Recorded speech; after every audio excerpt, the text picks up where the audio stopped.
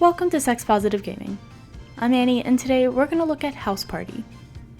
This is a 3D adventure game available for PC and Mac on Steam and their Patreon. Now, I've gotta be honest, I never really intended to review House Party. It has been in development since 2016, and I always thought it looked more like an interactive tech demo than an actual game.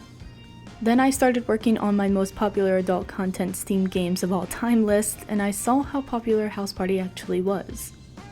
Why is House Party so popular on Steam? Is it because it stripped out all the adult content in the base game to sell sex to kids like some kind of Twitch thought? Or was I actually missing something? As it turns out, House Party does play like a buggy tech demo, but underneath that, it has the soul and gameplay of an old school adventure game like King's Quest or The Secret of Monkey Island. This is an adventure game. In order to progress the story, you will need to use hidden items and make very specific decisions. In many cases, if you fail to do this, your progression is done and you will need to reload the game from an earlier save point. The biggest problem is that sometimes you'll be completely unaware that your efforts to get later screwed, so save often. Graphically, this game is hit or miss. The models are decent but dated, and they are animated well, especially in scenes with dancing. There is still a lot of clipping, especially with hair and when the characters are walking around. The sexual interactions are animated with sound, and the characters are fully voiced. The in-game music is diegetic, so the music being played is actually coming from the speakers and sound systems in-game. The closer you are to the speakers, the louder it gets, and you can turn the music on or off, which is a really cool feature. So before I go into flavors, I need to talk about how customizable House Party is. The developer Eek Games encourages you to create your own story, plot, and characters to make your own party.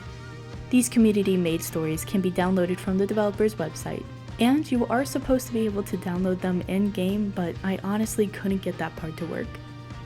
This means that there can be a huge number of flavor combinations available depending on the custom story that you're playing.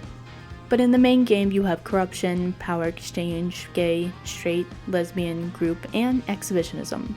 These are all optional, but basically find the character or characters that you wish to party with, increase their affection, solve their insane quests, and you're golden.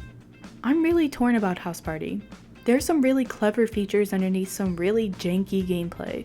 This is an adventure game where you need to find specific items and clues, but it's disguised as some kind of sandbox experience. Sandbox games are about freedom and multiple paths and solutions. This is not a sandbox game. If you do like adventure games and enjoy Rube Goldberg style solutions, then you can have a really fun time with House Party. Let me know your thoughts. I do think that with some additional polish that this could be an incredible game, so maybe I'm being too harsh. What has your experience playing House Party been like?